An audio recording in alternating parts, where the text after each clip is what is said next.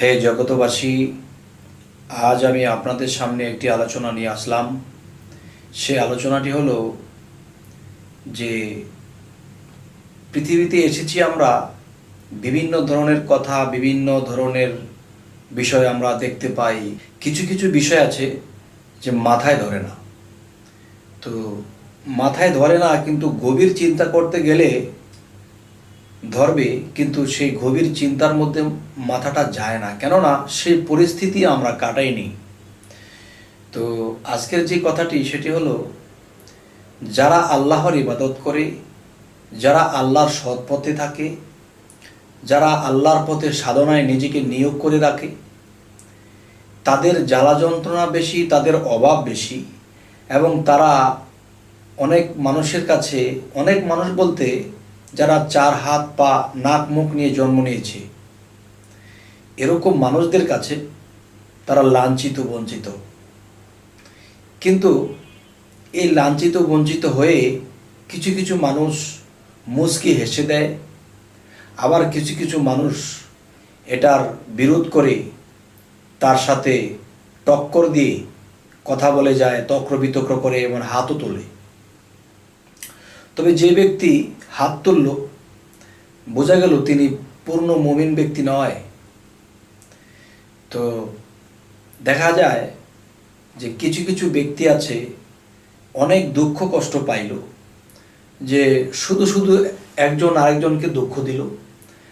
দেখা যায় সে সৎ পথে থাকে, তা দেখা যায় তিনি ইবাদত করে, তিনি সাধনা করে এবং মানুষের সাহায্য সহযোগিতা করে, কিন্তু কিছু কিছু লোক তাকে হিংসা করে, কিছু কিছু লোক তাকে যা মনে চায় তাই বলে, এক প্রকার অত্যাচারী করে তার সাথে চলে। কিন্তু এই অত্যাচারী মানুষের সাথে সে মুখ বুজে চলে এবং কিছু বললে সাথে সাথে করে দেয়, কিন্তু সে কখনো তাদের কথা টকিং করে না এবং তাদেরকে কথা ফেরত দেয় না। আচ্ছা, তাহলে এত একটা ভালো মানুষ যিনি আল্লাহর ইবাদত করে, তাহলে তাকে আল্লাহ সাহায্য করবে আর শত্রুপক্ষকে ধ্বংস করে দেবে? এটা না করে আল্লাহ দেখা যায় যে এর দুঃখ কষ্ট হইতেই আছে, কিন্তু এরা তো একে অত্যাচার করে, তার সুখটা দেখে না, তার ভালোটা চায় না। তো এখন কথা হলো যে আল্লাহ কেন তো চায় না?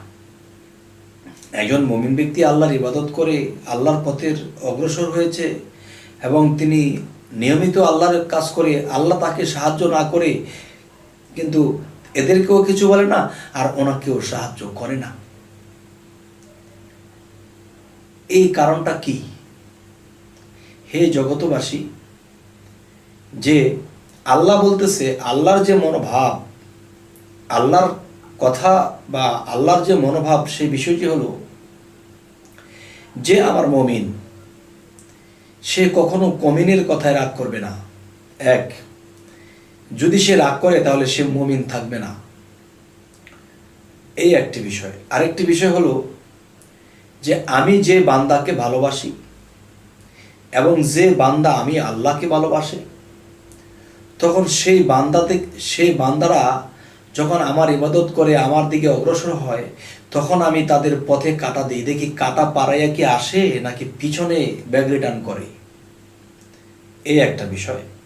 আরেকটা বিষয় হলো সামাজিক লাঞ্ছনাও তাকে দেই এবং বিভিন্ন অভাবনটনেও ফেলে দেই, বা বিভিন্ন মানুষকে সে নিজে উপকার করে কিন্তু মানুষ তার ক্ষতি করে। এই জিনিসগুলো যখন ঘটতে থাকে, তখন হে জগতবাসী, এই জিনিসগুলো যদি কারো ঘটতে থাকে, সে আলহামদুলিল্লাহ বলবেন যে হে আল্লাহ, তুমি আমাকে দুঃখ দাও, কষ্ট দাও, আমাকে সহিবার শক্তি দিও। আচ্ছা, তখন আল্লাহ দেখতেছে কি রে, আমার থেকে তো সে সেই দুঃখ কষ্ট যন্ত্রণা থেকে মুক্তি চায় না, সে তো সহিবার শক্তি চায়। তখন আল্লাহর আস্তে আস্তে তার প্রতি মায়া লাগতে থাকে। আচ্ছা, যাই হোক, এখানের আরেকটি বিষয় হলো আল্লাহ এই ধরনের লোকদেরকে যন্ত্রণা কেন দেয়? আল্লাহ এই ধরনের লোকদেরকে কেন যন্ত্রণা দেয়, এই কথাটাই বলবো। দেখুন, একজন মানুষ যখন একটা স্বর্ণের দোকানে যায়, যে তিনি 50,000 টাকার স্বর্ণ কিনবে, সেই স্বর্ণটাকে সে খাস মুক্ত করবে, এরপর এটাকে ডিজাইন করবে, এরপরে সে গলায় পরবে। তো এখন দেখা যায় কোনো মুমিন বা কোনো ইবাদতকারী বা কোনো আল্লাহর প্রেমিক ব্যক্তিকে যদি আল্লাহ দেখে যে সে মুমিন ঠিক আছে, তার মধ্যে কিছু দুষ্ত্রুটি বা কিছু বাকি আছে, তার স্বর্ণের মধ্যে কিছুটা খাস আছে বা কিছু ময়লাযুক্ত আছে, তখন কি করে দেখা যায় একটা স্বর্ণকার যখন নাকি এই স্বর্ণটাকে যখন পোড়া দেয় তখন খাস মুক্ত হয়। হে জগতবাসী, আমি যে কথাটি বোঝাইতে চাচ্ছি সেই কথাটি হলো, যতক্ষণ পর্যন্ত খাস মুক্ত না হবে ততক্ষণ পর্যন্ত স্বর্ণকার এটাকে পোড়া দেবে। আর যদি পোড়া দিয়ে যদি এই খাস মুক্ত না করে এবং এই স্বর্ণটাকে যখন বিক্রি করবে, কিংবা এই স্বর্ণকার যে এটাকে বানাইতে অর্ডার দিয়েছে সে কখনো এই স্বর্ণটা কিনবে না, বা বিল দিয়ে এই স্বর্ণটা নিবে না। তখন কি করতেছে, স্বর্ণকার এটাকে ভালো করে গলাইতেছে, ভালো করে খাস মুক্ত করতেছে, এরপরে সুন্দর ডিজাইন করতে গিয়ে আবার পোড়া দিতেছে। তখন এটাকে সুন্দর ডিজাইন যখন হয়ে যাবে, খাস মুক্ত হয়ে যাবে, তখন এটা গলায় উঠবে।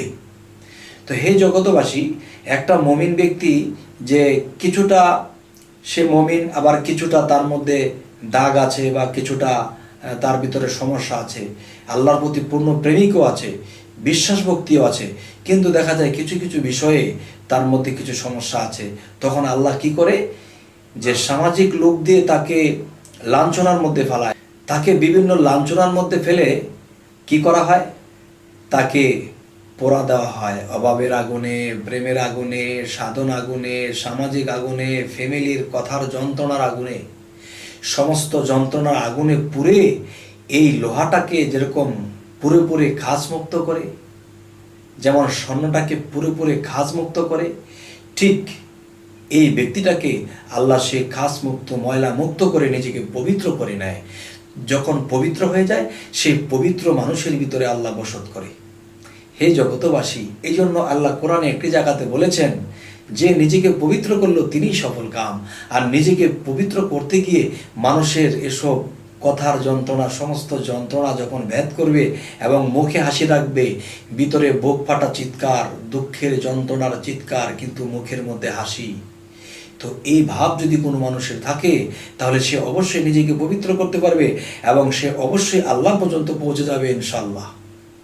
হে জগতবাসী, আমাদের এই চ্যানেলটির কথা যদি আপনাদের ভালো লাগে তাহলে অবশ্যই সাবস্ক্রাইব করুন, আমাদের বাকি ভিডিওগুলো পেয়ে যাবেন। তো আজ এই বলেই রাখছি, সকলেই ভালো থাকবেন।